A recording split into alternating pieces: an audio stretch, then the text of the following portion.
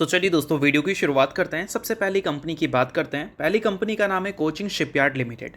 But इसको discuss करने से पहले अगर आपने अभी तक चैनल को सब्सक्राइब नहीं किया है तो चैनल को सब्सक्राइब करके बेल आइकन को प्रेस कर लो ताकि आने वाली जितनी भी वीडियोज़ हैं उसका नोटिफिकेशन आपको सबसे पहले मिल सके। और एक डिस्क्लेमर भी है, जो भी न्यूज़ एंड अपडेट्स हम लोग कवर करेंगे वो सारी एजुकेशन पर्पज़ के लिए है, सीखने के लिए है। तो इसको किसी भी तरह का इन्वेस्टमेंट एडवाइस मत समझना, आप खुद से भी रिसर्च और एनालिसिस कर सकते हैं। तो चलिए वीडियो की शुरुआत करते हैं। सबसे पहले बात करते हैं कोचिंग शिपयार्ड से रिलेटेड कुछ इंपॉर्टेंट न्यूज़ एंड अपडेट्स के बारे में। दोस्तों, कल के दिन कोचिंग शिपयार्ड ने अपने अर्निंग्स को रिपोर्ट किया था। अर्निंग्स आने से पहले ये कंपनी का जो परफॉर्मेंस है 52 वीक हाई से काफ़ी नीचे है। 37.4% एग्जैक्ट नंबर है कंपनी का करंट मार्केट प्राइस और 52 वीक हाई के बीच के डिफरेंस का। और अगर यहाँ पर कंपनी के अर्निंग्स अगर अच्छे देखने को मिलते हैं तो फिर लोगों का बाइंग इंटरेस्ट कंपनी में दिख सकता है इतने बड़े गैप की वजह से। तो डिपेंड करती है अर्निंग्स मार्केट एस्टिमेट से अच्छे हैं या फिर नहीं। ठीक है, तो सबसे पहले कंपनी के अर्निंग्स को अगर हम देखें तो पिछले बार से कंपनी के जो मार्जिन्स हैं वो हमें शार्पली इंप्रूव होती हुई नजर आई है, बट कंपनी का रेवेन्यू हमें गिरता हुआ नजर आया है। ये 2 पॉइंट हाईलाइट किया गया है। अब एग्जैक्ट सभी फिगर्स क्या कहते हैं तो चलो उसको देखते हैं।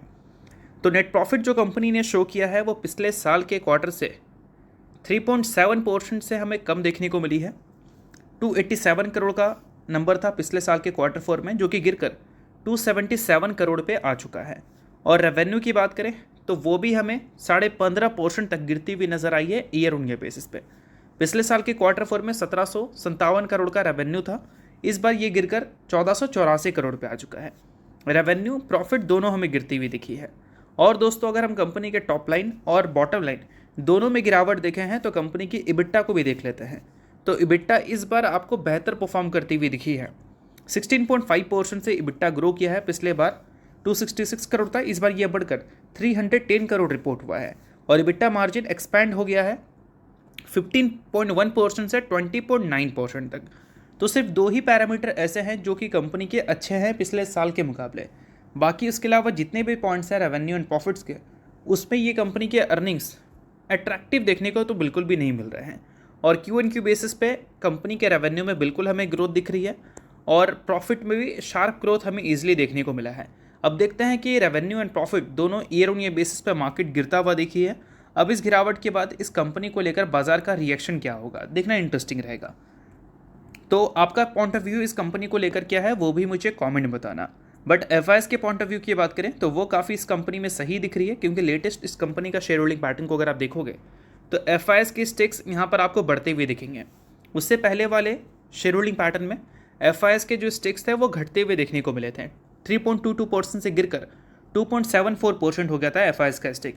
और उससे पहले भी अगर देखोगे तो एफआईएस के स्टेक्स हमें कम ही होती हुई दिख रही थी। बट इस क्वार्टर में एफआईएस ने अपने स्टेक्स को इंक्रीज़ किया है। अब स्टेक्स एफआईएस किसी कंपनी में इंक्रीज़ करती है तो बेसिकली ग्रोथ कन्विक्शन के बेसिस पर करती है। और ग्रोथ कन्विक्शन अगर उनका इस कंपनी को लेकर सही है तो फिर देखना इंटरेस्टिंग है कि कंपनी के earnings according to FIS conviction हमें दिखे हैं या फिर नहीं। या फिर बोल सकते हैं कि बाजार की जो एस्टिमेट है वो यही अर्निंग्स लेकर अगर ग्रोथ मान रही है तो फिर अलग बात है। बट अगर इस अर्निंग्स को बाजार पसंद ना करे तो फिर कहीं ना कहीं इसके जो अर्निंग्स है एफआईएस के कन्विक्शन के अकॉर्डिंग तो बिल्कुल नहीं है। तो ये सारी चीज़ें आप बिल्कुल नोट कर चल सकते हैं। बाकी इस कंपनी का लेटेस्ट ईपीएस और वैल्यूएशन की बात करें तो दोनों आपको एक सेम लेवल पे ही देखने को मिल रहा है। देखो, जब ईपीएस ऊपर होता है और प्राइस टू अर्निंग मल्टीपल्स नीचे होता है तो उसका मतलब है कंपनी थोड़ी अंडर वैल्यूड है। और जब ईपीएस नीचे होता है और प्राइस टू अर्निंग मल्टीपल्स इसके ऊपर होता है तो वैल्यूएशन वाइज कंपनी थोड़ी सी ओवर वैल्यूड है। और अभी अगर देखोगे तो ऊपर तो है ईपीएस के मुकाबले कंपनी का current price to earning multiples, but बहुत ज़्यादा ऊपर नहीं है। तो बोल सकते हैं कहीं ना कहीं एक जोन में भी है। और ये line price to earning multiples का है और ये जो स्ट्रेट बार दिख रहा है ये ईपीएस का है। तो दोनों अगर साथ में है तो कंपनी ईपीएस और वैल्यूएशन वाइज एकदम फेयर है। बट अगर थोड़ा ऊपर नीचे हुआ तो फिर ओवर या फिर अंडर वैल्यूड हम बोलना कंसिडर करते हैं। तो अभी के टाइम पे देखोगे तो दोनों फेयर है या फिर वैल्यूएशन थोड़ा ऊपर है। अब इसके बाद देखते हैं कि मार्केट को ये नंबर सूट करता है या नहीं, जो कंपनी ने कल के दिन शो किया था।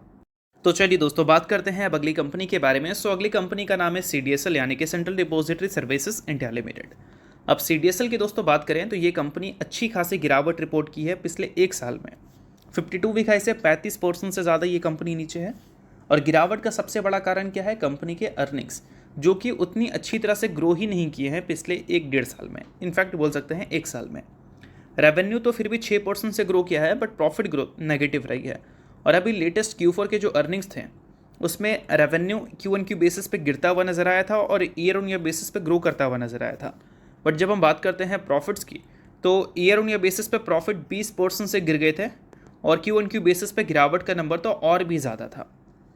तो अर्निंग्स कंपनी के पिछले एक साल में उतनी अच्छी तरह से ग्रो नहीं कर पा रहे हैं जितनी अच्छी तरह से ग्रो किया करते थे, और यही सबसे बड़ा कारण है कंपनी की गिरावट का। अब हम उम्मीद करेंगे कि कंपनी के अर्निंग्स अगर बेहतर होंगे तो फिर कंपनी एक रिवाइवल भी दिखा सकती है। और रिवाइवल के लिए कंपनी के अर्निंग से ज़्यादा BSE और NSE के जो इक्विटी टर्नओवर्स हैं वो डिसाइड करते हैं, क्योंकि वही के बेसिस पर डिसाइड हो जाता है कि CDSL, NSDL जैसी कंपनीज़ के अर्निंग्स एग्जैक्ट होंगे कैसे। अब देखो, ये डिपॉजिटरी है ना कि एक्सचेंज, तो हर टर्नओवर से इनको फ़ायदा नहीं होता है। खासकर फ़ायदा की अगर हम बात करें तो इक्विटी टर्नओवर ही इसके लिए इंपॉर्टेंट है। FNO का टर्नओवर देखोगे तो ऑल टाइम हाई पे है, बट फिर भी उससे एक्सचेंज को फ़ायदा हो रहा है ना कि डिपॉजिटरी को। बट डिपॉजिटरी को फ़ायदा कराना है तो इक्विटी को ऊपर ले जाना पड़ेगा। और BSE का इक्विटी टर्नओवर अगर आप देखोगे तो पिछले कुछ सालों के मुकाबले ये बेहतर हुई है। अगर हम बात करें दोस्तों 2024 के फाइनेंशियल ईयर की, तो टोटल टर्नओवर BSE का इतना था, ठीक है, 162 लाख करोड़, नहीं 16 लाख करोड़, और उसके बाद 19 लाख करोड़ हुआ, उसके बाद भी 19 लाख करोड़ ही रहा था, और ये लेटेस्ट है तो अभी 30 ट्रेडिंग सेशन ही हुआ है ये फाइनेंशियल ईयर का, तो ये नंबर इसीलिए कम है। तो यहाँ पर एवरेज देखोगे तो 6000 समथिंग करोड़ दिखेगा पर डे का, और यहाँ पर भी 6-7 हज़ार करोड़ कुछ था, और यहाँ पर भी 7,000 करोड़ के आसपास था।